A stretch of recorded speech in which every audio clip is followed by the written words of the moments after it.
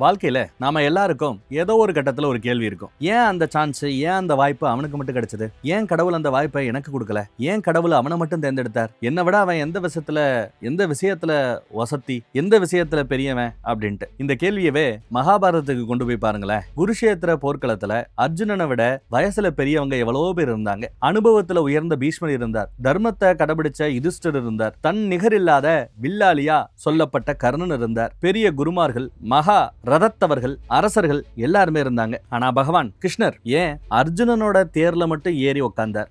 ஏன் அவனுக்கு மட்டும் தேரோட்டியாக மாறினார்? ஏன் இந்த பிரபஞ்சத்தோட மிகப்பெரிய ஆன்மீக ரகசியமான பகவத்கீதைய அவனுக்கு மட்டும் சொன்னார்? எல்லாத்துக்கும் மேல தன்னோட விஸ்வரூபத்தை பார்க்கிற அந்த அபூர்வ வாய்ப்பை ஏன் அர்ஜுனனுக்கே கொடுத்தார்? இதற்கான பதில் அர்ஜுன ஒரு மிகப்பெரிய வீரன் என்பது மட்டும் கிடையாது. உண்மையான காரணம் அவனோட வில்லுல இல்ல, அவனோட மனசுல இருந்தது. அவன் எவ்வளவு போற ஜெயிச்சான் என்பது இல்ல, தேவைப்பட்ட நேரத்துல தன்னோட அகங்காரத்தை எவ்வளவு முழுமையாக கீழே வைக்க முடிஞ்சது என்பதுலதான் இருந்தது. இந்த வீடியோ முடியும் போது கிருஷ்ணர் ஏன் அர்ஜுனனை தேர்ந்தெடுத்தார் என்பதற்கான பதில் மட்டும் இல்லாம நம்ம வாழ்க்கையில ஒரு கிருஷ்ணரோட வழிகாட்டுதல் கிடைக்க நாம எந்த மாதிரியான மனிதராக மாறணும் என்பதற்கு நிறைய வழிகாட்டுதல் உங்களுக்கு கிடைக்க இருக்கிறது. அதெல்லாம் உங்களுக்கு புரிய இருக்கிறது. அதனால வீடியோவை ஸ்கிப் பண்ணாம கடைசி வரைக்கும் பாருங்க. ஏன்னா இது வெறும் மகாபாரத கதை மட்டும் கிடையாது. இது நீங்களும் நானும் தினமும் சந்திக்கிற வாழ்க்கை போருக்கான ஒரு தெளிவான பதில். குருஷேத்திர போர் நெருங்கிக்கிட்டு இருக்கு. பாண்டவர்களும் கௌரவர்களும் தங்களுக்கான ஆதரவை திரட்டிக்கிட்டு இருக்காங்க. அப்போ துரியோதனனும் அர்ஜுனனும் கிருஷ்ணர்கிட்ட உதவி கேட்டு வராங்க. கிருஷ்ணர் ஓய்வெடுத்துக் கொண்டிருந்தார். துரியோதன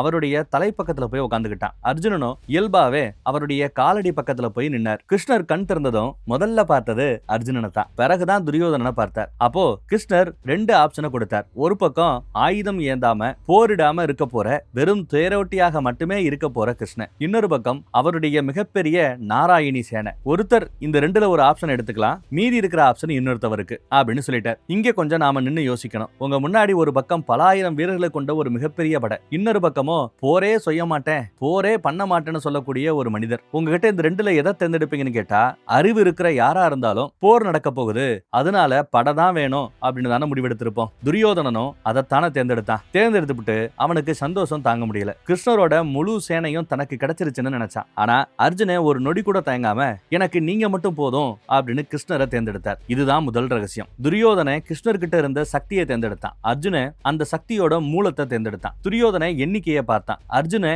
வழிகாட்டுதலை பார்த்தான். துரியோதன வெற்றிக்கு தேவையான பொருளை தேடினான். அர்ஜுன சரியான வழியில நிற்க உதவக்கூடிய ஒரு நபரை தேடினான். நம்ம வாழ்க்கையிலையும் இதே மாதிரி எல்லா கட்டத்திலையும் 2-3 ஆப்ஷன்ஸ் இருக்கும். பணமா, சரியான மனிதனாக வாழ்வதா, சரியான மனிதத்தனமா, பெரிய கூட்டமா, இல்ல உண்மையான துணையாக இருக்கிற ஒரு சில பேரா, உடனடி லாபமா, இல்ல நீண்ட கால பொறுமையா, எல்லாரும் நம்ம பக்கம் இருக்கணுமா, இல்ல உண்மை மட்டும் நம்ம பக்கம் இருந்தா போதுமா? இப்படி பல கேள்விகள், பல ஆப்ஷன்ஸ்கள் நமக்கு வாழ்க்கையில தேர்ந்தெடுக்க அடிக்கடி நம்ம கண்ணு முன்னாடி வந்து நிற்கும். அர்ஜுனனுக்கும் அந்த மாதிரி தான் அங்க ஆப்ஷன்ஸ் இருந்தது. போர் எப்படி முடியும் அப்படிங்கிறது அவனுக்கு தெரியாது. ஆனா யார் தன்னோட இருந்தா நல்லா இருக்கும்னு யோசிச்சாரோ, எது தன் பக்கம் இருக்கணும்னு யோசிச்சாரோ அதையே தேர்ந்தெடுத்தான். நம்பிக்கையை தேர்ந்தெடுத்தான். போர்க்களத்துக்கு வந்ததும் அர்ஜுனன் தன்னோட எதிரிகளை பார்க்கிறான். ஆனா அங்க அவனுக்கு எதிரிகள் மட்டும் தெரியல. தாத்தா பீஷ்மர் தெரிகிறார், குரு துரோணர் தெரிகிறார், உற்றார் உறவினர் நண்பர் பழகிய முகங்கள்னு எல்லா பேரும் தெரிகிறது. அந்த ஒரு நொடியில மாவீரனாக இருந்த அர்ஜுன உடஞ்சே போனான். கை நடுங்குது, வாய் வளருது, காண்டீபம் கையில் இருந்து நழுவுது. இவர்களை அழிக்க எப்படி என் கையை நான் ஓங்குவேன்? இவர்களை அழிச்சு கிடைக்கிற அந்த ராஜ்யம் எனக்கு வேண்டாம், இப்படிப்பட்ட வெற்றி எனக்கு எதற்கு அப்படின்னு கேட்டானா. சிலர் இதை கோழைத்தனம் அப்படின்னு நினைக்கலாம். ஆனா அது முழுக்க கோலத்தனம் கிடையாது.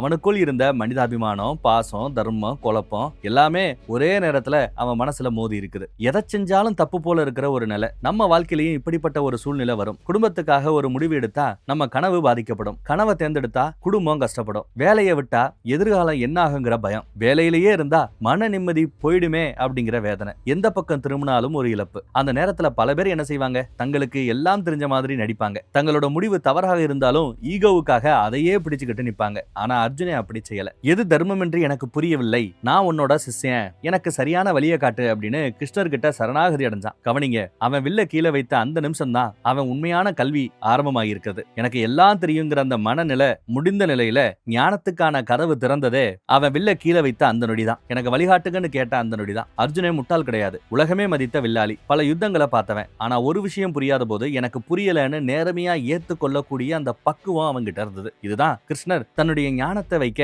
தேர்ந்தெடுத்த ஒரு பாத்திரமாக அவனை பார்த்தார். நம்ம கிட்ட ஒரு காலி பாத்திரம் இருந்தாதான் அதுக்குள்ள புதுசா ஏதாவது ஊத்தி வைக்க முடியும். ஏற்கனவே எனக்கு தெரியும், நான் சொல்றதா சரி அப்படின்னு நிரம்பி இருக்கிற அந்த பாத்திரத்துக்குள்ள உண்மை எப்படி உள்ள போகும், எப்படி நிரப்ப முடியும்? கிருஷ்ணரும் அர்ஜுனனும் ஏதோ அன்னைக்கு தான் சந்திச்சாங்க அப்படின்னு கிடையாது. அவங்க நண்பர்கள், உறவினர்கள், பல அனுபவங்களை ஒன்னா பகிர்ந்துகிட்டவங்க. அர்ஜுனனுக்கு கிருஷ்ணர்கிட்ட உரிமை இருந்தது, கிருஷ்ணருக்கும் அர்ஜுனன் மீது ஆழமான அன்பு இருந்தது. ஆனா குருஷேத்திரத்துல ஒரு பெரிய மாற்றம் நடக்குது. அது வரைக்கும் நண்பனா பார்த்த நம்ம கிருஷ்ணரை அந்த நொடியில அர்ஜுனன் குருவா ஏத்துக்க ஆரம்பிச்சான். இத சொல்றது சுலபம், ஆனா வாழ்க்கையில நண்பனா பாக்குற ஒருத்தரை குரு ஸ்தானத்துல வச்சு அவர் சொல்றத கேட்கிற மனநிலை நம்மள எத்தனை பேருக்கு வரும் யோசிங்க. நமக்கு நெருக்கமான ஒருத்தர் ஒரு நல்ல அறிவை சொன்னாலே நீ எனக்கு சொல்றியா, அம்புட்டு பெரிய ஆயிட்டியா அப்படின்னு ஈகோ தொத்திக்கும். வயசுல சின்னவர் அறிவுபூர்வமா ஏதாவது சொன்னா கேட்க மாட்டோம். நம்ம விட குறைவா டிகிரி படிச்சவன் யாராவது சொன்னா மதிக்க மாட்டோம். நம்மளோட தவறை யாராவது சுட்டி காட்டுனா அறிவுரையை பார்க்காம அதை சொன்னவர் யார், அவர் ஜெயிச்சவரா, அதைத்தான் பார்ப்போம். ஆனா அர்ஜுனன் அப்படி செய்யல. இவர் என் நண்பர் தானே அப்படின்னு அலட்சியப்படுத்தல. அந்த நிமிஷத்துல தன்னை விட தெளிவாக பார்க்கக்கூடிய கிருஷ்ணர் தனக்கு உணர்த்துவார் அப்படின்னு நம்பினான். உறவை தாண்டி உண்மையை பார்த்தான். இதுதான் ஒரு நல்ல மாணவனோட குணம். குரு எப்போதும் காவி உடை போட்டுக்கிட்டு மட்டும் வரமாட்டார். சில நேரம் நண்பரா வருவார், சில நேரம் பெத்தவங்களா வருவார். ஒரு குழந்தையோட கேள்வியா கூட நம்ம கிட்ட வரலாம், நம்ம தோல்வியா கூட நம்ம கிட்ட வரலாம். எந்த உருவத்துல பாடம் வந்தாலும் அதை அடையாளம் கண்டு ஏற்றுக்கொள்ளக்கூடிய அந்த மனசு இருந்தாதான் நாம வளர முடியும். அர்ஜுனனுக்கு கிருஷ்ணர் கிடைத்தது அவனோட அதிர்ஷ்டம் மட்டும் இல்ல, கிருஷ்ணரை குருவா ஏற்றுக்கொள்ளக்கூடிய தகுதியை அவன் வளர்த்துக்கிட்டான். பலருக்கு நல்ல வழிகாட்டிகள் கிடைக்கிறாங்க, ஆனா எல்லாரும் அந்த வழிகாட்டுதல ஏத்துக்கிறது இல்ல, கேட்பதில்ல. காதுல விழுந்தாலும் பெரிய விஷயமா அதை மனசு வரைக்கும் கொண்டு போறதும் இல்ல. அர்ஜுனன் தன்னோட உறவுகளை பார்த்ததும் கலங்கினான். அதனால அவன் பலவீனமானவன் அப்படின்னு சொல்ல முடியாது. ஏன்னா உண்மையில அவன் மனசு இன்னும் கல்லாக மாறல என்பதற்கான அடையாளமே அது. எதிரே நிற்பவர்கள் தவறு செய்திருந்தாலும் அவர்கள் அழிவதை நினைத்து அவன் சந்தோஷப்படல. எப்படி இவர்களை கொள்வேன் அப்படிங்கிற அந்த வேதனை கேள்விதான் அவன் மனசுல ஆட்டி படைத்துக் கொண்டிருந்தது. இந்த கருணை இல்லாத ஒருவனிடம் இந்த தயக்கம் இல்லாம சொந்த பந்தம்னு எல்லா பேரும் எதுக்கு நிக்கும் போது வெட்டி சாய்க்க தயாரா இருக்கிற ஒருத்தவங்கிட்ட ஒரு கால அவர் கீதையை சொல்லியிருந்தா அது வெறும் யுத்தத்தில் ஜெயிப்பதற்கான தந்திரமாக மட்டுமே மாறி இருக்கும். ஆனா கருணை கொண்ட அர்ஜுனிடம் கீதாபதேசம் சொல்லப்பட்டதனாலதான் அது தர்மம், கடமை, ஆன்மா, கர்மம், பற்றற்ற செயல் ஆகியவற்றை பேசும் உலக பொதுமறையாக பகவத்கீதை மாறி இருக்கிறது. ஒரு முக்கியமான விஷயத்தை இங்க நீங்க புரிஞ்சுக்கணும். கருணை இருக்கிறது என்பதற்காக அநியாயத்தை அனுமதிக்க கூடாது, கடுமையாக நிற்பது என்பதற்காக வெறுப்போடு செயல்படவும் கூடாது. இந்த ரெண்டுக்கும் நடுவிலான சமநிலையத்தான் கிருஷ்ணர் அர்ஜுனனுக்கு கத்துக் கொடுத்தார். உன் தனிப்பட்ட கோபத்துக்காக போரிடாதே, உன் ஆசைக்காக போரிடாதே, ஆனால் தர்மத்தை பாதுகாக்க வேண்டிய கடமையிலிருந்து பயத்தாலோ பாசத்தாலோ ஓடாதே அப்படின்னு தான் அவர் போதித்தார். நாமளும் வாழ்க்கையில பல நேரம் நல்ல மனசு அப்படிங்கிற பேர்ல தவற அனுமதித்திருப்போம். ஐயோ கேட்டா அவர் வருத்தப்படுவாரே, ஐயோ கேட்டா உறவு கெட்டு போயிடுமே, என்ன தப்பா நினைச்சிட்டாங்கன்னா அப்படின்னு பேச வேண்டிய இடத்துல மௌனமாக இருப்போம். இது எல்லா நேரத்திலையும் கருணையாக கருதப்படாது. பெரும்பான்மையான நேரத்துல அது ஜஸ்ட் பயமே. உண்மையான கருணை ஒருத்தவரோட தவற ஆதரிக்காது, அவரை வெறுக்காமலேயே அந்த தவறை தடுக்க முடியும். அர்ஜுனனோட மனசுல இந்த நுணுக்கம் இருந்ததுனால தான் கிருஷ்ணர் அவனை தர்மத்தின் கருவியா மாத்தினார். இங்க பலருக்கும் ஒரு கேள்வி வரும், கர்ணன் மிகப்பெரிய கொடையாளி, மிகச்சிறந்த வில்லாளி, அப்படி இருக்க கிருஷ்ணன் ஏன் கர்ணனை தேர்ந்தெடுக்கவில்லைன்னு. இந்த கேள்விக்கான பதில ஒத்தவரை உயர்த்தியோ இன்னொருத்தவரை தாழ்த்தியோ பார்த்திடக் கூடாது. ஒவ்வொருத்தவருக்கும் தனி வாழ்க்கை, தனி வேதனை, தனி தேர்வுகள் இருக்கும். ஆனா இந்த கதையோட ஆன்மீக பார்வையில ஒரு முக்கியமான வித்தியாசம் தெரியுது. கர்ணன் தன்னுடைய திறமை ஏற்றுக்கொள்ளப்பட வேண்டும் என்று ஆழமான ஏக்கத்தோட வாழ்நாள் முழுக்க வாழ்ந்தான். அவனுக்கு செய்யப்பட்ட அநீதிகள் அவன் மனசுக்குள்ள காயமாவே இருந்தது. துரியோதனன் கொடுத்த மரியாதைக்காக அவனிடம் கடமைப்பட்டவன் போல ஃபீல் பண்ண ஆரம்பிச்சான். அந்த நன்றி உணர்வு உயர்ந்துகிட்டே போச்சு. ஆனா அது அவனை தவறான பக்கம் ஈர்த்து கொண்டே போனது. நாம இருக்கிறது தப்பான சைடுன்னு தெரிந்துமே அவன் அங்கேயே கட்டி போடப்பட்டான் மனதளவுல. துரியோதனை இன்னும் வேறுபட்டவன். அவனுக்கு எது தர்மம் என்று தெரியாதது பிரச்சனை இல்ல, தெரிந்தும் தன் ஆசையை விட அவன் தயாராக இல்ல. எது தர்மம்னு அவனுக்கு தெரியுது, இருந்தாலும் தன் ஆசை அதர்மத்தின் பக்கம் போனாதான் சாத்தியம்னு போகும்போது அவன் அதர்மத்தை கையில் எடுத்தான். கிருஷ்ணர் கிட்ட கூட அவன் வழி கேட்கல, தன் வெற்றிக்கு தேவையான ராணுவ பலத்தை தான் கேட்டு வாங்கிக்கிட்டான். அர்ஜுனனுக்கும் ஆசை இருந்தது, கோபம் இருந்தது, குழப்பம் இருந்தது. அவனுக்கு குறைகள் இல்லாத மனிதன் கிடையாது, எல்லாரும் போல அவன்கிட்டயும் குறைகள் இருந்தது. ஆனா உண்மை அவன் நினைத்ததற்கு எதிராக இருந்தாலும் அதை ஏற்றுக்கொள்ளும் மனசு அவன்கிட்ட இருந்தது. தன்னுடைய நிலைமையை மாற்றிக்கொள்ள அவன் தயாராக இருந்தான். இதுதான் முக்கியம். கடவுள் பரிபூரணமான மனிதனை தேடல, திருத்திக் கொள்ள தயாரான மனிதனை தேடுறாரு. தப்பு செய்யாதவனை மட்டும் அவர் தேடல, தப்பு புரிந்ததும் அதை நிறுத்தி பல பேர்கிட்ட கேட்டு மாற தயாராக இருப்பவனை தான் தேர்ந்தெடுக்கிறார். ஒரு பரமாத்மா ஒரு அரசனோட தேரோட்டியாக அமர்வது சாதாரண காட்சி கிடையாது. அதுக்குள்ள ஒரு ஆழமான சிம்பலிசம், ஒரு குறியீடு இருக்கு. அந்த தேரை நம்ம உடம்பா நினைச்சுக்கங்க, குதிரைகள் நம்மளுடைய புலன்களாக நினைச்சுக்கங்க. கண் பார்க்க வேண்டும், காது கேட்க வேணும், மனம் விரும்பிய இடத்துக்கு ஓட வேணும், கடிவாளம் நம்மளது மனதை அலைபாயிர மனதை கட்டி போடக்கூடிய கட்டுப்பாடு. தேர்ல உட்கார்ந்துட்டு இருக்கிற அர்ஜுனன் நம்ம தனிப்பட்ட நான்கிற அதுதான் அர்ஜுனன். அந்த கடிவாளத்தை பிடித்து சரியான திசைகளை செலுத்துகிற கிருஷ்ணர் நம்மளுடைய விவேகம், நம்மளுடைய உயர்ந்த அறிவு, நம்மளுடைய மனசாட்சி. குதிரைகளோட வேகத்துக்கு மட்டும் தேரை விட்டுட்டோம்னா என்ன ஆகும்? ஒவ்வொரு புலனும் ஒவ்வொரு திசைக்கு இழுக்கும். ஆசை ஒரு பக்கம் இழுக்கும், கோபம் இன்னொரு பக்கம் இழுக்கும், பொறாமை இன்னொரு பக்கம் இழுக்கும், பயம் வேறொரு பக்கம் போகும். கடைசியில தேரே கவிழ்ந்து போயிடும், நாம கவிழ்ந்து போயிடுவோம். அர்ஜுனன் செய்த மிகப்பெரிய செயல் என்ன தெரியுமா? தன்னுடைய வாழ்க்கை தேரின் கடிவாளத்தை கிருஷ்ணர் கிட்ட கொடுத்ததுதான். ஆனா அதற்கு பிறகு அவன் ஒன்னும் செய்யாம உட்காரல. வில்ல தூக்க வேண்டியது அர்ஜுனன், அம்பை தொடுக்க வேண்டியது அர்ஜுனன், வலியை சந்திக்க வேண்டியது அர்ஜுனன். கிருஷ்ணர் வழி மட்டும் காட்டினார், செயலை செய்தது அர்ஜுனன். இதுதான் சரணாகதியோட சரியான அர்த்தம். எல்லாத்தையும் கடவுள் பார்த்துப்பாருன்னு முயற்சியே இல்லாம இருக்கிறது சரணாகதி கிடையாது. நான் செய்ய வேண்டியதை முழுமையாக செய்கிறேன், என்னோட கண்ட்ரோல்ல இல்லாத முடிவுகளை உன்கிட்ட விட்டுறேன் அப்படிங்கிறது தான் சரணாகதி. நம்ம வாழ்க்கை தேரையும் யார் ஓட்டுறாங்கன்னு கேட்டு பாருங்க. நம்மளுடைய கோபம் ஓட்டுதா, இல்ல மத்தவங்களுடைய கருத்து நம்மள ஓட்டுதா, இல்ல சமூகத்துல ஒப்பிட்டு பாக்குறாங்க அதற்காக நம்ம ஓடுறோமா, பண ஆசைக்காக ஓடுறோமா, பழிவாங்குற எண்ணத்துக்காக ஓடுறோமா, இல்ல அமைதியாக உண்மையை சொல்லும் நம் மனசாட்சி சொல்றதன்படி ஓடுறோமா? தேரில கிருஷ்ணர் இருந்தாலும் கடிவாளத்தை அவரிடம் கொடுக்க அர்ஜுனன் தயாராக இருக்கணும். வழிகாட்டுதல் நம்மை சுற்றி இருக்கலாம், ஆனால் அதை ஏற்றுக்கொள்வது நம்மளுடைய தேர்வு. கீதையிலிருந்து உலகம் அதிகமாக பேசுற ஒரு கருத்து, கடமையை செய், பலனை எதிர்பாராதே. இதை கேட்டதும் சில பேர் தவறா புரிஞ்சுப்பாங்க. ரிசல்ட்டை பத்தி யோசிக்காம எப்படி கடமையை செய்ய முடியும்? ஏன் ஜெயிக்கணும்னு நம்ம நினைக்கப்படாதா அப்படின்னு கேட்பாங்க. அதன் அர்த்தம் அது கிடையாது. இலக்கு இருக்கணும், திட்டம் இருக்கணும், முழு முயற்சி இருக்கணும், ஆனா முடிவு நம்ம நினைச்சபடியே வரணுங்கிற கட்டாயமோ பற்றுதலோ இருக்கக்கூடாதுங்கிறது தான் அர்த்தம். ஒரு மாணவன் நல்லா படிக்கலாம், தேர்தலுக்கு தயாராகலாம், தேர்தல் நான் சொன்னேன் தேர்வுக்கு தயாராகலாம், ஆனா இந்த மதிப்பெண் வரலன்னா என் வாழ்க்கை முடிஞ்சிருச்சு அப்படின்னு பயத்துக்குள்ள விழுந்தா அவனுடைய கவனம் படிப்பிலிருந்து பயத்துக்கு மாறிடும். ஒரு தொழில் செய்யறவர் முழுமையா உழைக்கலாம், ஆனா ஒவ்வொரு நாளும் லாபத்தை மட்டும் பார்த்து பதறினார்னா சரியான முடிவெடுக்கிற தெளிவு போயிடும். அர்ஜுனன் கிட்ட கிருஷ்ணர் சொன்னது, உனக்குரிய செயலை முழுமையாக செய், உன் செயலை வெற்றி அல்லது தோல்வி என்ற ஒரே அளவுகோலால அளக்காத, தர்மத்தோட செய்தாயா, உன் முழு திறமையோடு அதை செய்தாயா, அதை மட்டும் பார். இப்படிதான் சொல்லியிருக்கிறார். அர்ஜுனன் போற தொடங்கும் போது முடிவு கேரண்டி செய்யப்பட்ட ஒரு காகிதம் என்று அவன் கையில் இல்ல. கேரண்டியை எழுதி யார் அவன் கையில கொடுக்கல. அவன் செய்ய வேண்டியதை செஞ்சா. பலன் மீது இருந்த அந்த பயத்தை விட முயற்சி இருந்தது. அந்த மனநிலை தான் அவனுக்கு நிலையான கவனத்தை தந்தது. நம்ம பிரச்சனைகளில பாதி நடந்த சம்பவங்களால வருவதில்லை. இப்படி நடந்துருமோ, அப்படி ஆயிடுமோ, நான் தோத்துட்டா மத்தவங்க என்ன சொல்லுவாங்க, இப்படி கற்பனை கேள்விகளால வருகிறது. பலனை பற்றிய இந்த பிடிய கொஞ்சம் தளர்த்தினாலே இப்போ செய்ய வேண்டிய செயல் ரொம்ப தெளிவாக தெரியும்.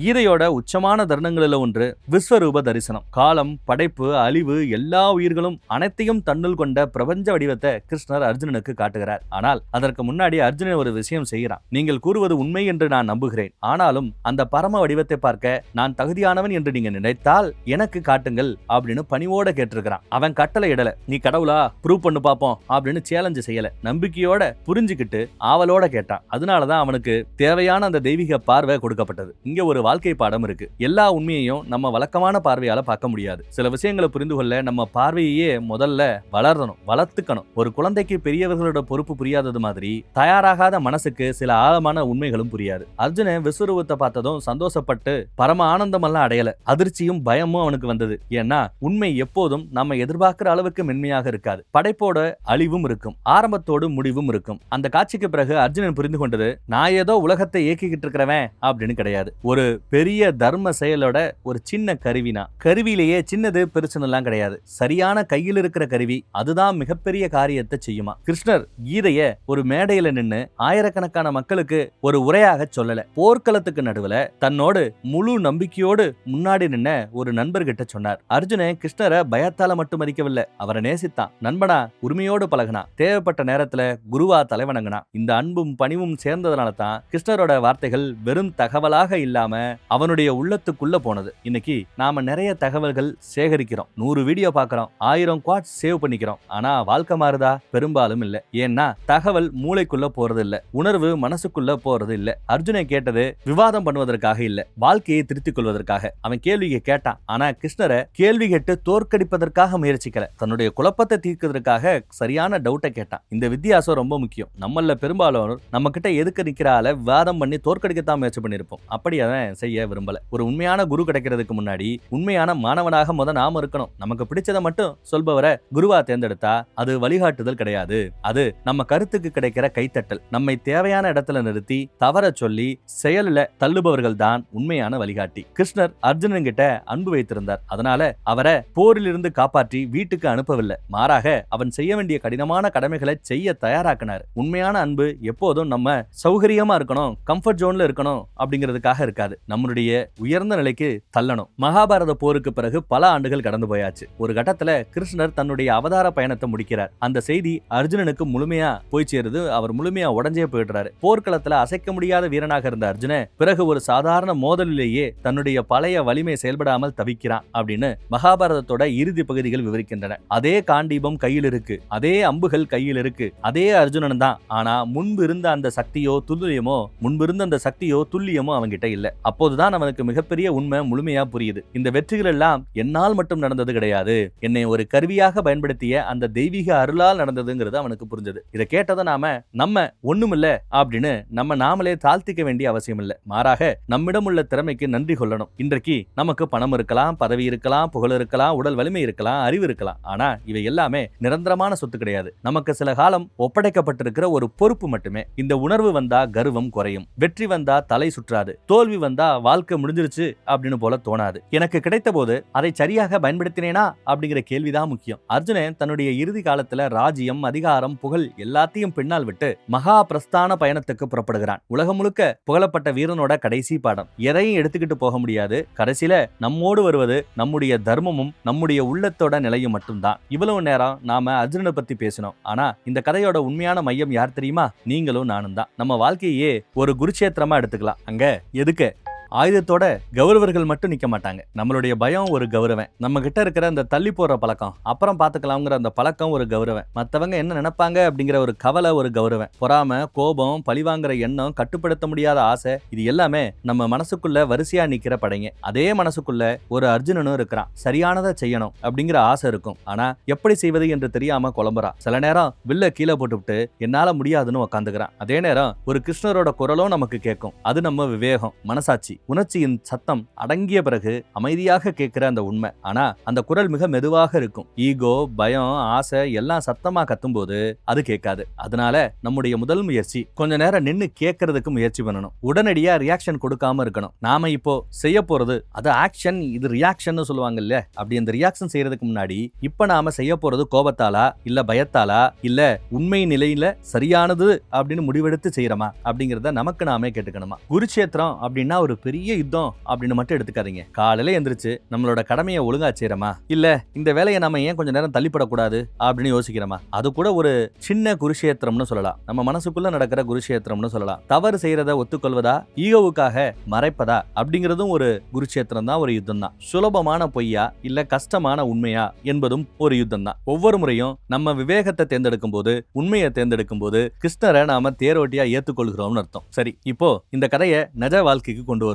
நானும் அர்ஜுனே மாதிரி அந்த தகுதியை வளர்த்துக்கணும்னா என்ன செய்யணும்? அதுக்கு 5 எளிய ஆனா ஆழமான நடைமுறைகளை நாம ஃபாலோ பண்ணணும். முதல் விஷயம், புரியாதத புரியல அப்படிங்கறத ஒத்துக்கொள்ளணும். எல்லா கேள்விக்கும் உடனடியா பதில் சொல்ல வேண்டிய அவசியமே இல்லை. உதவி கேட்பது பலவீனமும் கிடையாது. சரியான மனிதரிடம் சரியான நேரத்துல வழிகாட்டுதலை கேட்பது புத்திசாலித்தனம். அப்புறம் 2வது, உங்களுக்கு உண்மை சொல்லும் மனிதர்களை அருகில் வைத்துக் கொள்ள வேணும். உங்களை எப்பவுமே புகழ்ந்துகிட்டு இருக்கிற நண்பர்கள் கூட இருந்தா நீங்க உயர்ந்தீங்க, இல்ல நீங்க பெரிய ஆளு அப்படின்னு ஜால்ரா தட்டவங்களை மட்டும் நம்பிட்டே இருக்காதீங்க. உங்களோட தப்ப சுட்டிக்காட்டி சரியான பாதைக்கு அழைத்து செல்பவர்களை மதிக்க கத்துக்கங்க. நாராயணி சேனா மாதிரியான ஒரு பெரிய கூட்டத்தை நண்பர்களா வைத்துக் கொள்வதை விட ஒரு உண்மையான கிருஷ்ணரை அந்த மாதிரி ஒரு நண்பரை பக்கத்துல வச்சுக்கிறது புத்திசாலித்தனம். அப்புறம் 3வது, உங்களுடைய கடமையை முழுமையா செய்யுங்க. முடிவை நினைச்சு பதற நேரத்தை விட்டுவிட்டு செயலை மேம்படுத்த பயன்படுத்துங்க. வெற்றி கிடைத்தால் நல்லது, தோல்வி வந்தா பாடம். ஆனா முயற்சியை பாதியில நிறுத்தக்கூடாது. 4வது, கருணையையும் தைரியத்தையும் ஒன்னா வளர்த்துக்கங்க. நல்லவர் என்பதற்காக எல்லாத்தையும் அனுமதிக்கணும்னு அவசியம் இல்ல.